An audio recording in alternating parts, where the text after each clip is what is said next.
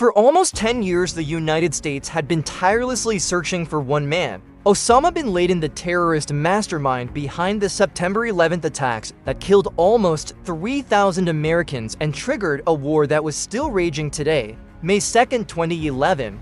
While the United States had toppled the Taliban, the government that was sheltering bin Laden at the time of the attacks, they had never been able to capture or kill the man. That was about to change. The CIA had been searching for bin Laden's secret base for years with no luck. He had managed to escape from Afghanistan, which was under US occupation, and traveled to the neighboring country of Pakistan. But in the mountainous, rural regions of Pakistan, with little government oversight, it was easy for him to stay under the radar.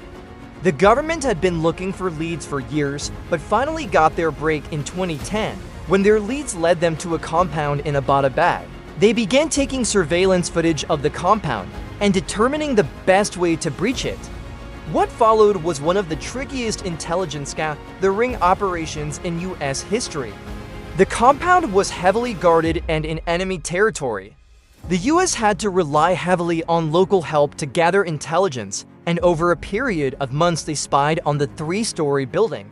They learned every detail about the building, but a lot was still missing. For one thing, the infamous terror leader was incredibly secretive, so secretive that they were never able to capture an image of him coming in or out of the building. So everything was still circumstantial, but after an extended period of time, they were able to conclude that this was where Osama bin Laden. Now it was time to take action. It was April 29th when President Obama was briefed on the details of the operation. Many within his security team were skeptical about the operation. After all, if it went wrong, top US troops would either be killed or remain trapped behind enemy lines. Not only would this be a disastrous loss of life, but it would potentially expose many of the US' biggest secrets if they were interrogated and forced to reveal classified information. And with the doubts that bin Laden truly in the compound, many didn't feel it was worth the risk. Ultimately, the president disagreed, and he gave the okay to the operation that would become Operation Neptune Spear, and the people carrying it out would be the best of the best. Meet SEAL Team 6, an elite squadron of the highly trained Navy SEALs. They answer directly to the Joint Special Operations Command and carry out some of the most highly classified operations the US government is involved with. These include hostage rescue, special espionage missions, counterterrorism, targeting of enemy infrastructure, and direct action against the deadliest of US enemies. Like Osama bin Laden, they would be briefed on the mission, which would be classified as capture or kill. Officially, the US has the policy of never killing an enemy who has already surrendered, but no one involved in the mission had any delusion that Osama bin Laden would ever surrender. And to pull this all off, they had to implement some risky strategies. The planning had been going on for the better part of a year, since the intelligence reports started coming in, and many strategies had been considered. The easiest would have been a joint operation with Pakistani military forces, but the Pakistani government wasn't exactly friendly, and the US was worried that bin Laden could be tipped off in advance. The US also considered striking at the compound with stealth bombers, which could atomize bin Laden, but there would be no way of following up to ensure he was already dead, and the tricky terror leader had managed to escape US operations before. So instead, the government decided to go old school. SEAL Team 6 would be flown in using modified Black Hawk helicopters that were designed to be quiet and would be able to fly in under enemy radar. The Pakistani military had been heavily trained and supplied by US advisors, so their capabilities were known, and the US was confident they could get around them. The goal was to get to the compound without being detected or challenged by the Pakistani forces, and once the target was down, they would be able to beat a hasty retreat. May 1st, 1:22 p.m., Defense Secretary Leon Panetta received the word from the president and directed Admiral William McRaven to move ahead with the operation. Within the next 2 hours, President Obama and his national security team would move to the Situation Room to watch the whole thing unfold over night vision images transmitted to them from a drone. The roughly 24 Navy SEALs sent on the mission would temporarily be transferred to the control of the CIA, so it would technically not be a military mission and would not be classified as an act of war. These were going to be some of the most critical minutes in the US modern history, and for the men on the ground, every single minute would count. While the roughly 2 dozen SEALs were the ones who would breach the compound, there were 79 commandos and a dog involved in the raid. The dog, a Belgian Malinois named Cairo, was there to alert the SEALs to any sudden activity, including the Pakistani military approaching the compound, or anyone trying to escape. The core team was backed up by a dog handler, interpreters, pilots, intelligence agents, and tech experts who would make it all possible. But the success or failure of the mission would hinge on the men entering the compound. And one wrong move could spell doom. 3:30 a.m. Give or take. 2 helicopters descend on the Abbottabad compound. While the other helicopters stand by in case they're needed, these 2 will carry out the primary mission. Flying low to the ground, the stealthy Black Hawk helicopters hover over the compound grounds. While the first deploys ropes to lower its team to the ground, the other heads to the far northeast corner to covertly drop off its interpreter, dog, handler, and for SEALs. If everything went smoothly, they would soon be at the compound, but everything didn't go smoothly. While the helicopters weren't detected and they didn't come under hostile fire, Mother Nature had something to say. The first helicopter flew into what is known as a vortex ring state, an air phenomenon caused by higher than expected temperatures creating an air vortex. The rotor's air pressure didn't diffuse properly, the helicopter was knocked off balance, and it grazed the back of the compound wall. The tail rotor was seriously damaged, and the helicopter started rolling over. The quick-thinking pilot drove the helicopter into the ground nose first, preventing a total collapse, and the SEALs and crew were able to escape unscathed after a rough landing. Now the only question was, had this blown their secret mission? The answer seemed to be no, as there was no sign of aggression from the compound. The SEALs had successfully weathered a crash landing without being detected. The helicopter was secure against the compound walls, and the other helicopter had landed safely outside the compound. The rest of the team was scaling the walls, and the whole team was reunited. The next step was breaching the compound, and that's where the SEALs' explosives team came in. They needed to get in quickly and hit the people inside with shock and awe. Outside, preparation was key, but once they were inside, every second would count. 10 years of searching had come down to this. 3:33 a.m. To get through the security, the SEALs used portable explosives to blow open the doors of the compound's guest house. One by one, they breached the compound and began storming up the stairs. The first room they encountered on the first floor contained 2 adult males, but none of them was Osama bin Laden. They were detained, but they weren't the target. More disturbing, every floor seemed to contain small groups of children. This wasn't just a terrorist compound, it was a home where the terrorists kept their families, regardless of all the danger they were putting them in. And with every floor the SEALs ascended, the danger would escalate. 3:35. What happened next? Reports of that may vary. As they reached the second floor, they encountered more resistance. This is where bin Laden's courier, Abu Ahmed al-Kuwaiti, was found, and SEAL Mark Owen would controversially write a book on the firefight. He claimed that al-Kuwaiti was armed and fired on the SEALs. While one SEAL was lightly injured, they returned fire and killed the evil courier. However, intelligence sources later said that the SEALs were able to get the drop on the man after cutting power to the compound and eliminated him without him fighting back. What was clear was that they still hadn't encountered the man himself. 3:37. It was time to ascend once again, and the resistance became fiercer the further the SEALs headed into the house.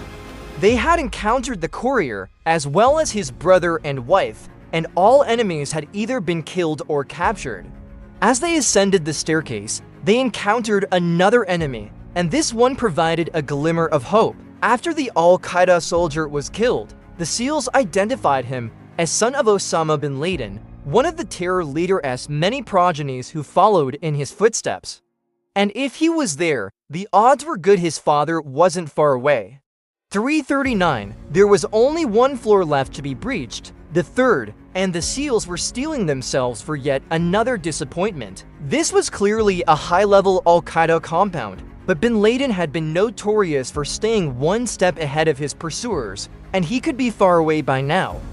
But as they breached the third floor, it became clear this time was different. In the third floor's main room was Osama bin Laden, seemingly unarmed and wearing the loose-fitting tunic he was usually seen wearing in his many propaganda videos. The SEALs got their first glimpse of him. He stuck his head out of the bedroom, and they didn't miss their opportunity. They immediately fired, wounding him. However, he was able to retreat back into the bedroom and the SEALs pursued. The room was revealed to contain many of bin Laden's female relatives, including several of his wives. One approached the SEALs as if she was charging, and the SEALs quickly shot her to wound, grabbing her and advancing further towards the terror leader. Osama bin Laden had nowhere left to run, and America's most skilled soldiers were right outside his door. What happened next? Reports vary. Matt Bissonette, one of the SEALs on site, claims that bin Laden had been mortally wounded by the initial shots as they approached. His wives were trying to protect him, and the SEALs were forced to act as any one of them could have an explosive device. But when they pushed past them, they found bin Laden on the ground, mortally wounded. As he moved, they fired multiple shots and neutralized the terror leader for good. But another SEAL had a very different story. Robert J. O'Neill would become one of the first SEALs to identify himself as one of the men on the mission and had a much more dramatic recollection of the events. In his retelling, Osama bin Laden might have been wounded, but he was far from neutralized. In fact, he was strong enough to grab one of the women in the room and hide behind her, using her as a human shield. As bin Laden pushed the hapless woman towards the SEALs, O'Neill quickly fired two shots directly into bin Laden's forehead and killed him. Which report was accurate? The Navy after-action report favors Bissonette's retelling. And just like that, one of the most notorious enemies of the United States was no more. The SEAL team radioed back for God and country, Geronimo, Geronimo, Geronimo, officially confirming that the enemy had been killed in action. The entire affair had taken less than 15 minutes from landing to the elimination of Osama bin Laden, one of the most efficient operations in US military history, and it had been completed without a single death or serious injury to the entire Navy SEAL team. Watching from the Situation Room, President Obama uttered the words the entire White House team had been waiting to hear: "We got him." But the mission wasn't over just yet. 3:55, the SEAL team members quickly sprung into action, securing bin Laden's body and moving it downstairs. They would be exiting shortly, but there was still some extensive cleanup work to do. The compound might be a source of vital intelligence, and they thoroughly searched the room and surrounding area. They found two weapons in the room, an assault rifle and a pistol, but the efficient team had managed to neutralize bin Laden before he could reach them. They weren't loaded, indicating that the Al-Qaeda leader was not expecting a firefight, but what to do about the other residents. Almost everyone who had engaged the US troops with weapons had been killed, but the compound was full of civilians. The US had no desire to take all the women and children found there into custody, so they non-violently restrained them and left them outside the compound to be found by Pakistani forces. Most didn't put up any resistance, besides the injured wife of bin Laden, Amal Ahmed Abdul Fattah.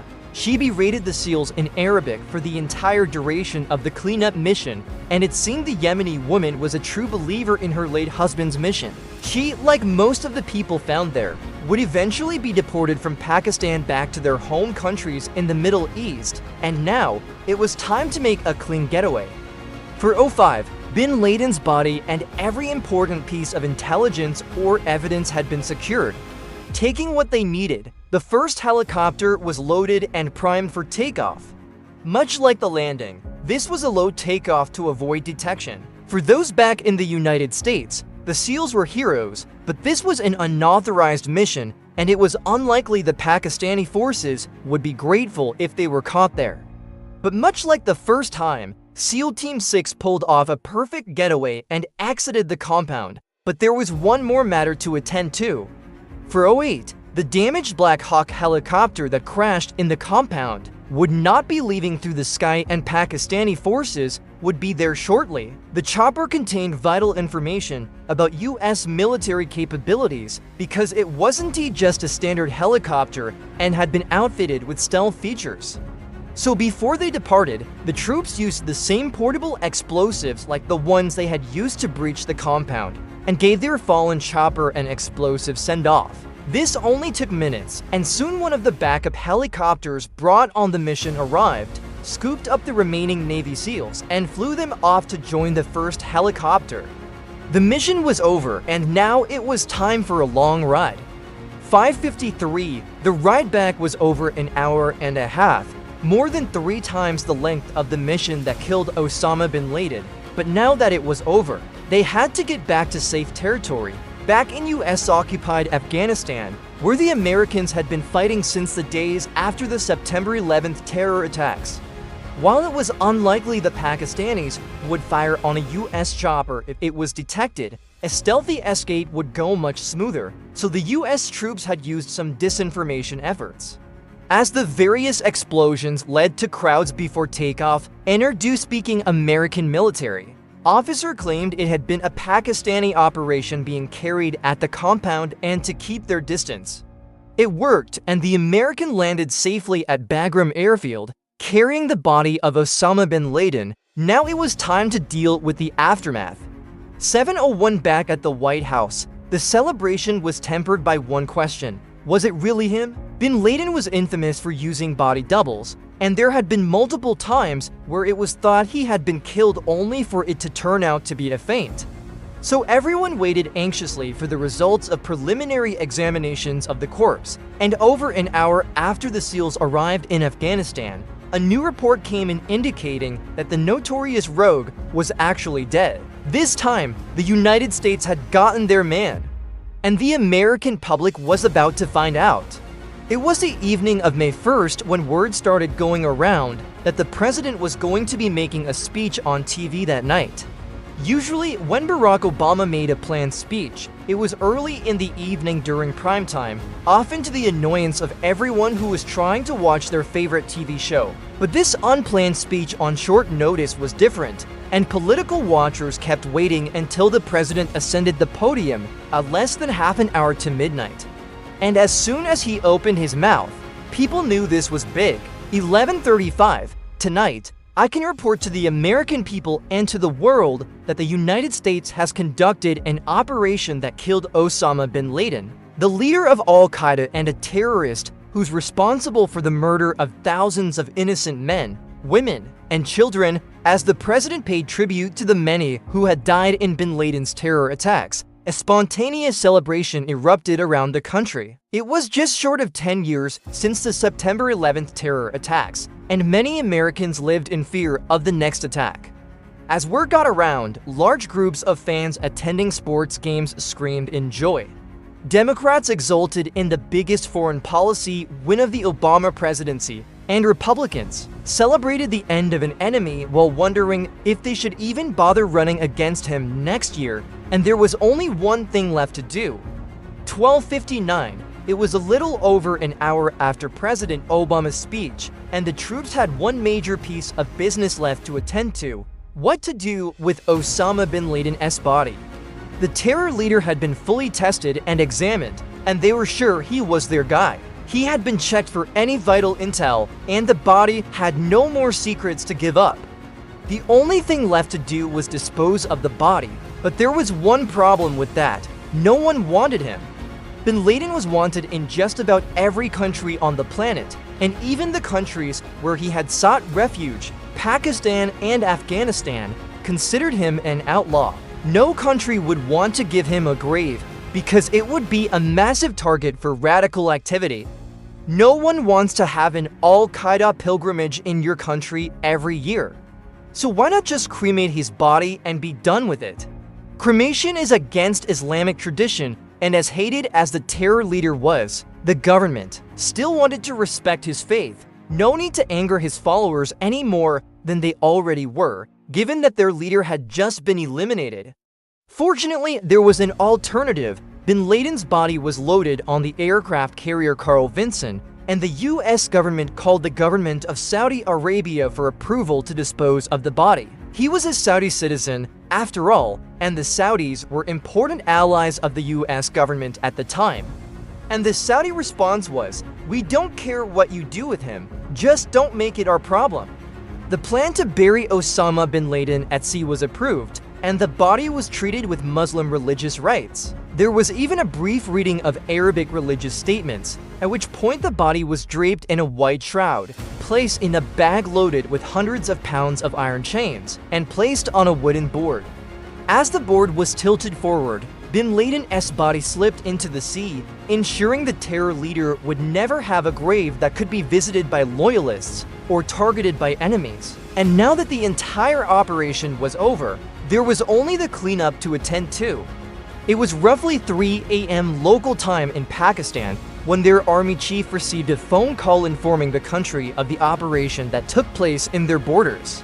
The chairman of the Joint Chiefs of Staff filled him in on the details and likely smoothed over some angry words. While there was some brief dispute of whether any Pakistani forces had been involved, the government denied this, and reports stated that the Pakistani planes, which scrambled to the location, had only arrived after all the US forces had departed. This is not where the aftermath ended through. The raid that killed Osama bin Laden had played out over less than an hour, but the follow-up would span years. Controversy centered around the legality of the raid on foreign soil. Although the laws passed after 9/11 gave the US wide latitude to eliminate threats abroad, Pakistan wasn't pleased with the US operating on their soil, and the US wanted to know more about bin Laden's network of support in Pakistan. Neither got to many answers. Conspiracy theories persisted about bin Laden being alive, although the US government releasing some photos of the terror leader's corpse largely put those to rest. And there was one more inevitable act. Once the operation was partially declassified, various members of the team started putting out memoirs. Some varied in details, and most made the person writing the book out to be the hero. So naturally, it wasn't long before Hollywood came calling. Only a year and a half after the death of Osama bin Laden, the movie Zero Dark 30 was released, and its pick for the hero was a fictional intelligence analyst played by Jessica Chastain, because it wouldn't be a key moment in American history without Hollywood putting its own spin on it. Want to know more about this famous manhunt? Check out weird things Navy SEALs discovered in Osama bin Laden's compound, or watch this video instead.